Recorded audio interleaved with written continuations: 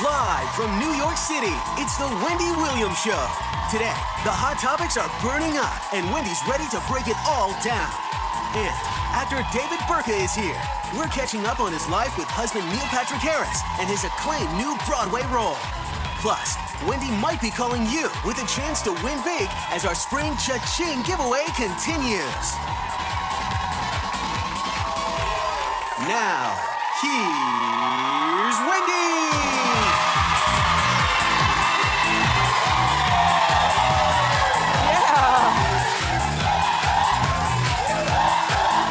I'm glad you're watching today.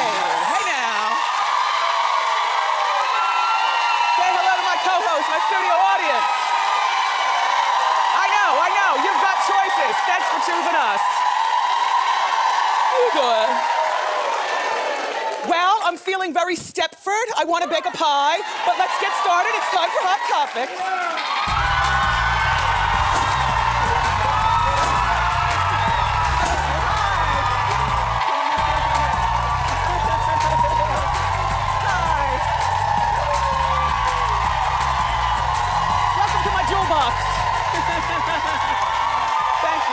Thank you.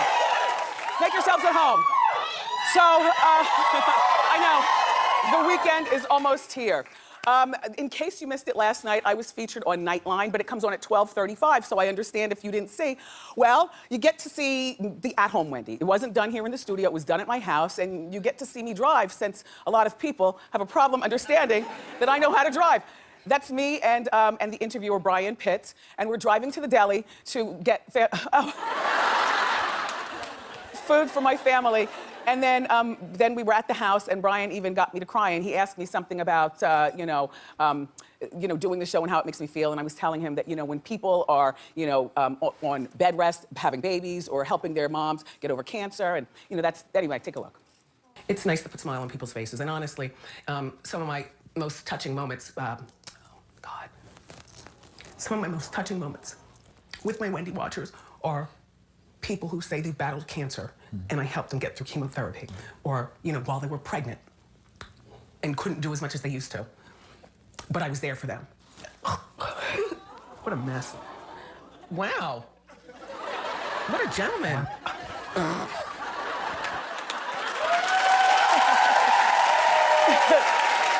Thank you, Nightline. Thank you, Byron.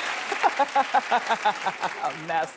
Anyway, Mariah Carey made her Vegas debut, and I'm happy to say she's getting rave reviews. Yes. Her voice is back. She's obviously gained a few pounds, but in a good way. And she's confident about it. Every one of her outfits was very, revealing. There's nothing, what men like in women more than anything is confidence. This right here,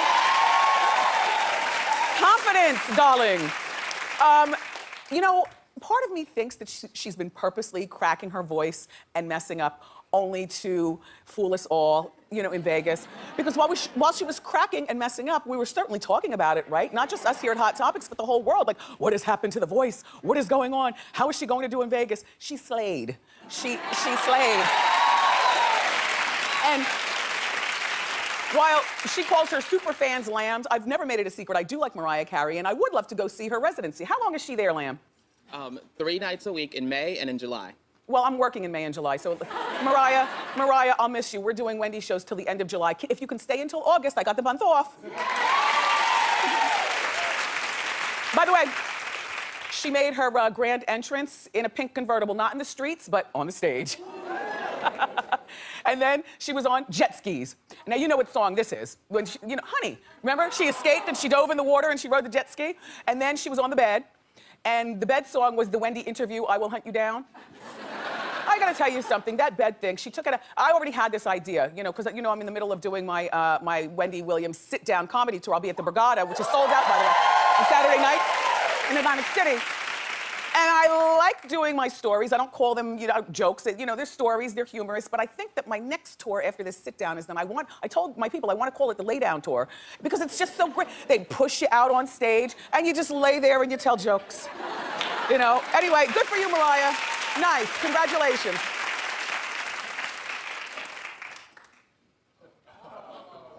I am only doing the first part of this story for you.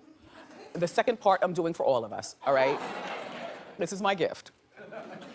Kylie Jenner, it's the big news this morning that she finally admitted that she got her lips done. I told you she got her lips done all along. Duh. The bigger story is when she's gonna talk about her boobs and her butt and the other stuff. Okay, whatever. Whatever about that. Yeah, she's got 22 million Twitter followers, and my concern staff was like, well, doesn't she owe it to her, young 22 million followers to, tell them the truth so they don't suck into shot glasses to try to make their lips bigger? And I told her she owes her followers nothing, zero. Let those people be raised by their own parents while Kylie's parents aren't raising her. The bigger story is TMZ says that Tyga isn't worried about dating a 17-year-old. Okay, so in other words, he's admitted it for the first time, but he's not worried. And upon further investigation, because we have a lawyer here every day at Wendy, on account of my slick mouth.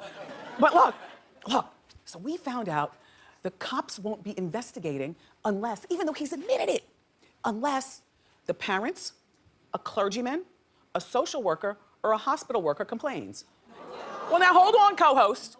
You come from all parts of the world and you have all kinds of profession. Do we have a clergyman in the house? Only clap. No, I'm serious. Do we have, okay, it's not her parents. Do we have a hospital worker in the house? Complain, okay? My Hot Topic staff is gonna help you complain. I don't care whether you're a doctor or whether you scrub the floors. It said hospital worker, right? What else? There's gotta be a social worker here somewhere. Is there? Okay, yes. Suzanne, help her fill out the forms in the commercial break, okay? I will. Okay, all right. I mean, don't you think it's wrong that he is now bragging at 25 years old, single father of one, that he's messing around with a 17-year-old? I mean, and don't you think it's even worse that this girl has a mother and father, but both seem so occupied in their own narcissism that they are letting her run around with surgery and a single father who's 20? I would crack my daughter's skull, honestly. And I would definitely have him arrested. But here's Tyga's thought. Tyga reportedly thinks that she's not like the average 17 years old. She's more mature. She owns a $2 million and something house, and she has a business. Well, I beg to differ. You can own what you want. We all remember what it was like being 17. 17 is 17. That's it. That's it. There's a crime being committed, and doggone it, we have to help stop it!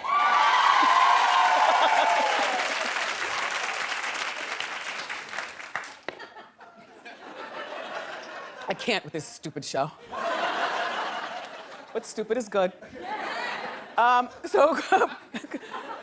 Look, I have to talk about Chris Brown. I know I talked about Chris Brown yesterday and the day before, and probably the day before that.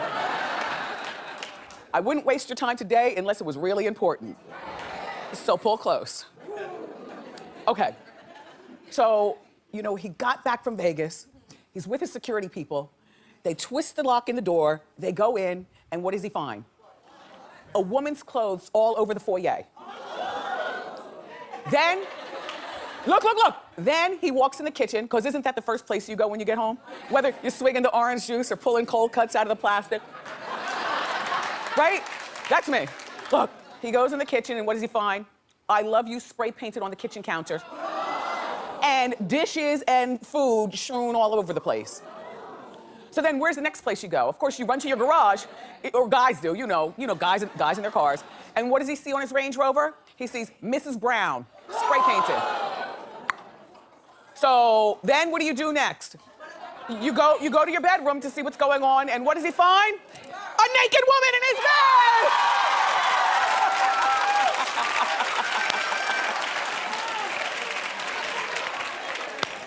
We don't have a picture of her. I don't know whether she's hot. I don't know whether she's old, young, black, or purple. I don't know. All I know is this girl could be winning right now with a move like that. And I'm gonna tell you why. Because Chris is still, but he's still young enough to fall for crazy. At 26, he's got a little tick himself. Crazy knows crazy, and they attract one another. And if she was hot, say with firm breasts and pillowy lips and a high, large behind, right?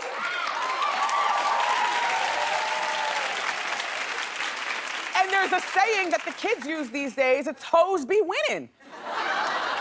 she could have really won with this. The problem is that she did all that cuckoo spray painting and stuff, so even a crazy guy wouldn't put up with that. Of course, they called the cops threw in the handcuffs, took her down to the station house, and that's my Chris Brown story. Was it worth it? Thank you, thank you, thank you, thank you, thank you.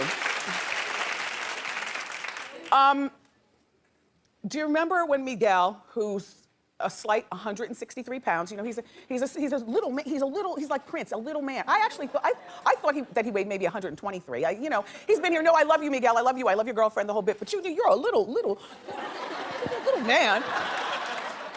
Sings good, though.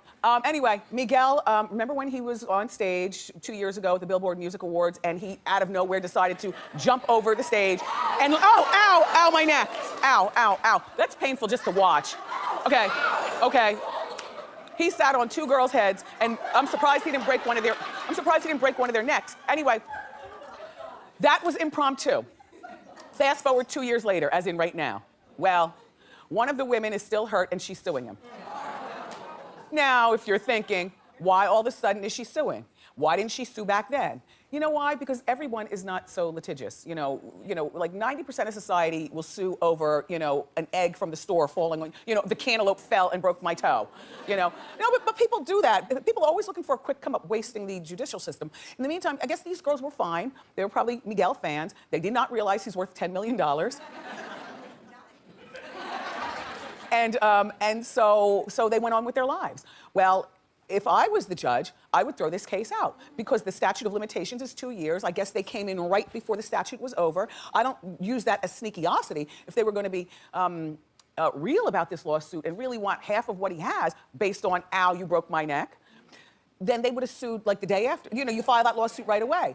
So my thought is that girls, take your lawsuit and go ahead, unless you can prove to me that you've been seeing a doctor once a week for the last 2 years, in which case, maybe, okay, then let me see. What are you suing for? You know what they're suing for?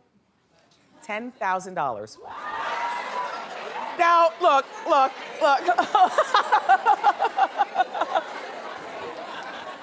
If you listen closely, it sounds like clucking, doesn't it? My co-host, I love you. But honestly, and even the best of us, and I'm not a lawsuit type of person, goodness knows, but wouldn't you sue for way more than $10,000? And wouldn't you have filed this lawsuit like the day after the concert? Yeah. Oh, poor girls. Anyway, just write in the check for the $10,000, Miguel, and keep both feet firmly planted on the ground. Thank you.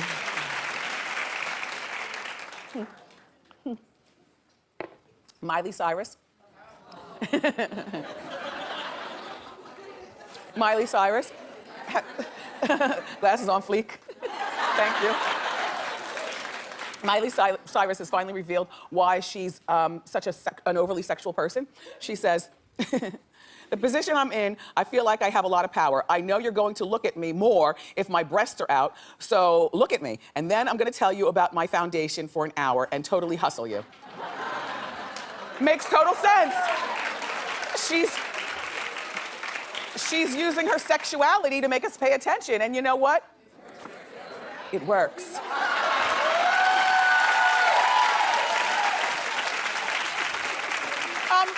You know what?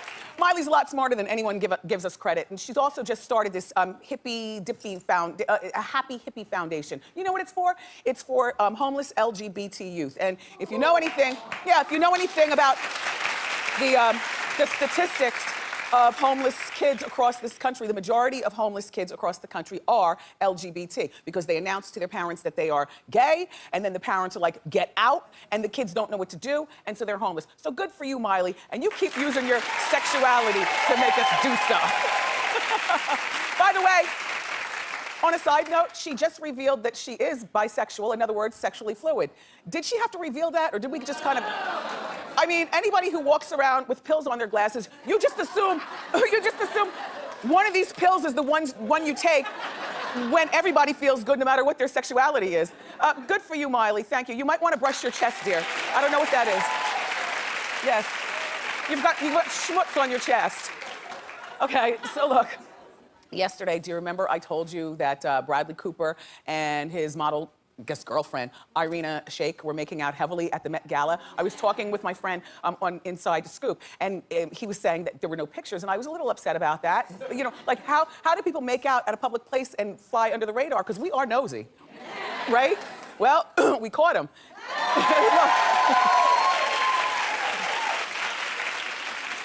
They were tonguing down right in the streets of New York. Take a look. No, watch next. Okay, so there were some cynics on our staff who don't like public displays of affection. And maybe that's you too. See, I don't mind public displays of affection. I don't mind this, I don't mind a kiss, I don't mind a swat on the booty. Like, I don't mind any of that stuff. You know, not to the point of get a room. But just, you know, a little something, there's nothing wrong with that. And you can tell in this picture, it's so grainy that they probably thought that they were alone on the streets. And so then my cynics on Wendy's staff said, well, why didn't they just wait to get in the building? I said, well, maybe he's kissing her because she's about to get in a cab to go on a photo shoot. Why are you such a hater? And so, and obviously somebody used like a really struggle lens to get this picture, which is why it's so grainy. I don't know, I like the PDA, I like them together. What I don't like is a man who carries both sides of his backpack. And while we're talking, Converse Chucks turn me off. Like, I know that's a West Coast. The only guy who I think is still hot who wears Chucks is Snoop. That's it. Snoop gets a pass. And I know, look, we talk about this here on the Wendy's staff. There are several staffers who wear Chucks, and I'm like, I'm sarcastic. I like your shoes.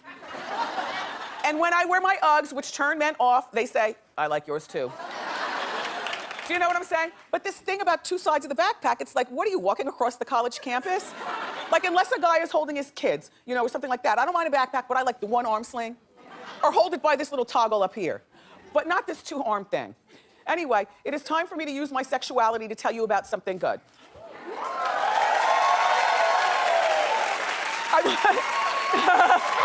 Miley, look.